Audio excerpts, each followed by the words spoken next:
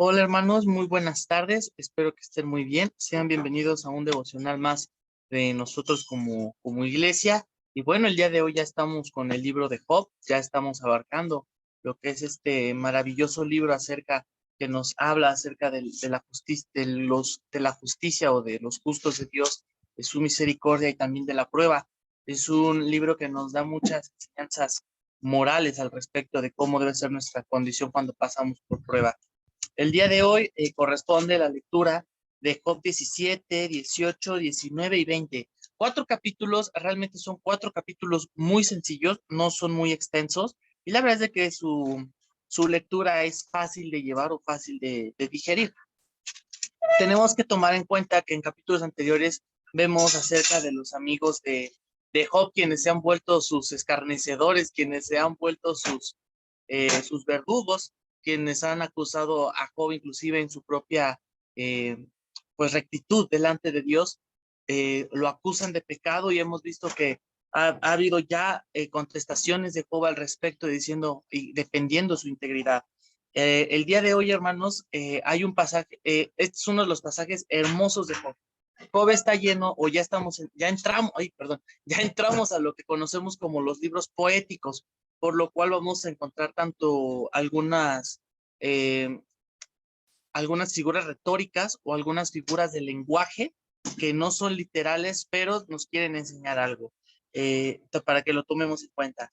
Y el día de hoy quiero tocar uno de los pasajes más hermosos que yo podría decir que tiene el libro de Job, y es Job 19. El libro de Job 19, bueno, el capítulo de el 19 de Job, cuando uno lo lee, se puede dar cuenta de muchas cositas al respecto de todo lo que rodea la vida de Job, o de lo que conlleva toda esta defensa de Job. Esta es la quinta contestación de Job hacia con sus amigos, defendiendo su integridad espiritual delante de Dios. Bueno, eh, vamos a ver, y fíjate, voy a ir lentamente y voy a ir haciendo comentarios tomando de ciertos versículos, ¿ok? Y Job 19 dice así: respondió entonces Job y dijo, ¿hasta cuándo angustiaréis mi alma y me moleréis con palabras? Ya me habéis vituperiado 10 veces. ¿No os avergonzáis de injuriarme? Aun siendo verdad que yo haya errado, sobre mí recaería mi error. Pero si vosotros os engrandecéis contra mí alegáis mi oprobio, sabed ahora que Dios me ha derribado y me he envuelto en su red. He aquí yo clamaré agravio y no seré oído, daré voces y ni habrá juicio. Cercó de vallado mi camino y no pasaré, y sobre mis veredas puso tinieblas. Me he despojado de mi gloria y quitado la corona de mi cabeza. Me arruinó por todos lados y perezco, y ha hecho pasar mi esperanza como árbol arrancado. Hizo arder contra mí su furor, y me contó para sí entre sus enemigos. Vinieron sus ejércitos a una, y se atrincheraron en mí, y acamparon en derredor de mi tienda. Y aquí podemos ver el sentir de Job. Por ejemplo, en el versículo 12 no es literal, a lo que va de las figuras retóricas, no es literal que había un ejército detrás de él y lo estaban atacando, no, era su sentir. Él se sentía en un campo de batalla, pero él sentía que era un campo de batalla de todos contra uno, porque justamente los propios amigos de Job, todos ellos, que alrededor son cuatro, estos cuatro amigos de Job estaban alrededor de él y lo estaban vituperiando con palabras y le estaban diciendo que no estaba recto delante de Dios, y le estaban diciendo que no que había pecado y que por eso su condición estaba así, porque era una tradición judía. Los judíos piensan, porque sigue hasta el día de hoy, los judíos piensan que cuando te caen muchos males como de una manera, es porque has pecado, y ellos creen que el pecado se materializa de esa manera, que la ira de Dios se materializa, la ira de Dios por el pecado se materializa de esa manera. Y era el pensamiento que tenían los amigos de Job, y le decían, con razón, tú pecaste, por eso estás así. Y Job le dice, no, yo no pequé, y está defendiendo su integridad. Y justamente, hermanos, esto es algo que también sigue ocurriendo hasta en el mundo cristiano. Cuando a uno le está yendo mal, luego ya empieza a decir, híjole, que se me hace que pecó.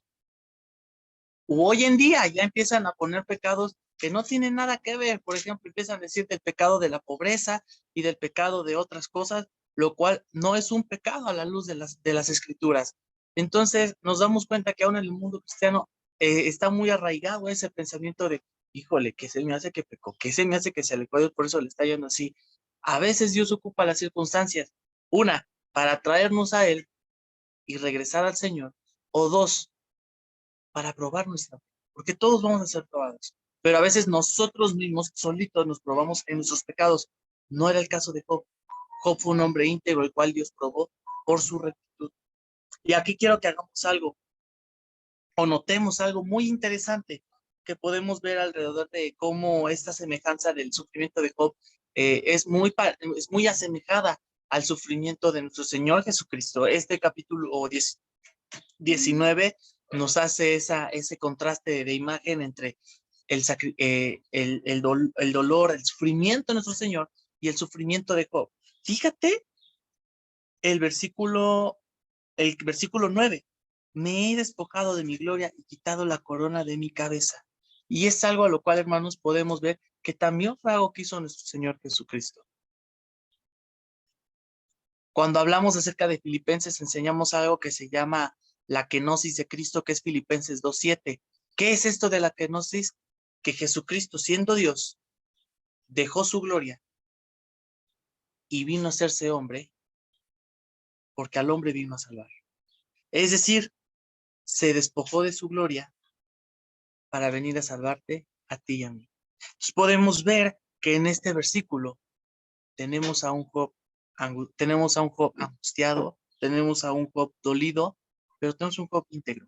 La diferencia entre el sufrimiento de Job y de Jesucristo es que Jesucristo fue por su propia elección. Jesucristo decidió tomar esa condición, decidió despojarse de su gloria para venir a salvar al hombre. Job no decidió padecer todo lo que está padeciendo, sino que fue algo que estaba fuera del control de sus manos. Y me voy a adelantar el 17. Mi aliento vino a ser extraño a mi mujer, aunque por los hijos de mis entrañas le rogaba. Aún los muchachos me menospreciaron, al levantarme hablan van contra mí. Todos mis íntimos amigos me aborrecieron y los que yo amaba se volvieron contra mí. Mi piel y mi carne se pegaron a mis huesos y he escapado con solo la piel de mis dientes. Oh vosotros, mis amigos, tened compasión de mí, porque la mano de Dios me ha tocado. ¿Por qué me perseguís como Dios? Y ni aún de mi carne os saciáis. ¿Quién diese ahora que mis palabras fuesen escritas? ¿Quién diese que se escribiese en un libro? Que con cincel de hierro y de con plomo fuesen esculpidas en piedra para siempre. Y aquí, hermanos, vemos que Job está hablándole a sus amigos de manera muy directa y les está diciendo, ¿por qué me acusan? ¿Por qué me acusan ¿Por qué me acusan de inrectitud cuando soy un hombre recto? Y lo mismo sigue ocurriendo en el mundo cristiano, hermanos. Muchas veces como amigos llegamos a acusar a nuestros hermanos de una manera muy fácil, muy sencilla, y es algo que tenemos que ver de la escritura que no está bien. Muchas veces, hermanos, podemos hacerle un bien a un hermano que se vuelve una obligación y después, ¿sabes cuál es muy posiblemente la paga pecaminosa de él? Que hable mal de ti, que esté escarneciéndote a tus espaldas y esté hablando mal de ti. Esa no es la actitud de un amigo. Y fíjate cómo Job les dice que tengan compasión de mí, tener compasión de mí. Vemos que Job aún él no se ha olvidado, no se ha olvidado de que son sus amigos. ¿Y cuántas veces nosotros, hermanos, nos olvidamos que son nuestros hermanos en Cristo por hablar a la ligera? Sin tener un contexto, soltamos un juicio, no decimos justo juicio. Yo diría que muchas veces decimos un injusto juicio. Y fíjate el versículo 25-26. ¿Te has dado cuenta de todo el sufrimiento de Job? ¿Cómo está Job? ¿Qué tan afligido está Job? ¿Cómo se siente? Pero fíjate cómo a pesar de todo esto, Job dice, yo sé que mi Redentor vive y al fin se levantará sobre el polvo. Y después de deshecha está mi piel, en mi carne he de ver a Dios. Y esta es una de las grandes profecías del Antiguo Testamento sobre la venida de un Redentor o la venida de un Salvador. Si te das cuenta, aún en la condición en la que estaba Job, aún en la prueba de Job, él podía decir, mi Redentor vive. Y aquí es algo en donde yo te gustaría preguntarte, hermano, si el día de hoy estás pasando por prueba, ¿podrías decir, mi Redentor vive? Porque es una realidad. Job desde el Antiguo Testamento, él ya estaba diciendo, mi Redentor vive. nosotros como el nuevo, podemos decir que nuestro Redentor vive, aún pasando por la tribulación, por el dolor, aun cuando no comprendamos por qué nos pasa todo lo que nos pasa, podemos decir, mi Redentor vive. Y después de deshecha está mi piel, en mi carne he de ver a Dios. Y aquí, hermanos, Job también nos está enseñando acerca de una resurrección de la humanidad redimida. Cuando seamos resucitados de entre los muertos, gracias a que nuestro Redentor vive. Y gracias, hermano, también al sacrificio de nuestro Señor, que su carne fue molida. Gracias a ese precioso sacrificio, nosotros podemos tener libre acceso para con el Padre. Si queremos ver a Dios, tenemos que ser justos delante de Él. Y el único que nos puede ser justos delante de Él es el Señor Jesucristo. Cuando hemos hablado de la justificación, no es que lo merezca, no es que por mis méritos yo soy justo, es porque Él me hace justo. Amén. El cual veré por mí mismo, y mis ojos lo verán y no otro, aunque mi corazón desfallece dentro de mí. Mas debierais decir, ¿por qué le perseguimos? Ya que la raíz del asunto se halla en mí. Temed vosotros delante de la espada, porque sobrevino el furor de la espada a causa de las injusticias, para que sepáis que hay un juicio. Amén. Entonces, hermano, pues estamos aquí leyendo la palabra de Dios en este devocional, y aquí quiero ejemplificarte lo siguiente. Así como Job, hermano, pasó por una situación y él de ser un hombre próspero, de ser el hombre más próspero de toda la tierra, el Señor lo probó quitándole todo, pasando a ser la nada. De hecho, hasta él dice, ¿no? Que su carne, sus músculos estaban pegados a los huesos. Era tal el sufrimiento físico, emocional, inclusive psicológico de Job. Había momentos en los que él decía que quería experimentar la muerte, que él quería estar muerto, que a estar viviendo así él prefería estar muerto. Vemos todo ese sufrimiento, hermanos, pero tenemos una esperanza y tenemos a un Redentor. Nuestra esperanza debe de ser nuestro Redentor. No pongamos nuestra esperanza en cosas vanas, ni en un hombre. Pongamos nuestra esperanza en el Redentor cuando pasemos por prueba, y cuando no estemos pasando por prueba, pero sí por las consecuencias de nuestro pecado. Cuando andamos en pecado, hermano, también tenemos que recordar que nuestro Redentor vive, que gracias a Él tenemos perdón de pecados. He ahí el Cordero de Dios que quita el pecado del mundo. Entonces, hermanos, tenemos un Redentor y su nombre es Jesucristo. Y te animo a que le sigas conociendo, a que le sigamos conociendo alrededor de las páginas de la Escritura. Toda la Biblia habla de Él. Lo podemos ver aquí en el Antiguo Testamento, en Job. Job 19 habla de Él.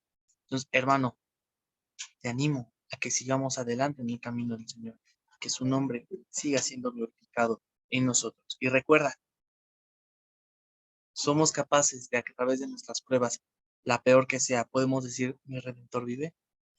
Amén, hermano. Que Dios te bendiga, te mando un fuerte abrazo, y bueno, pues ahí nos estamos viendo en esta semana. Un saludo y bueno, que Dios te bendiga.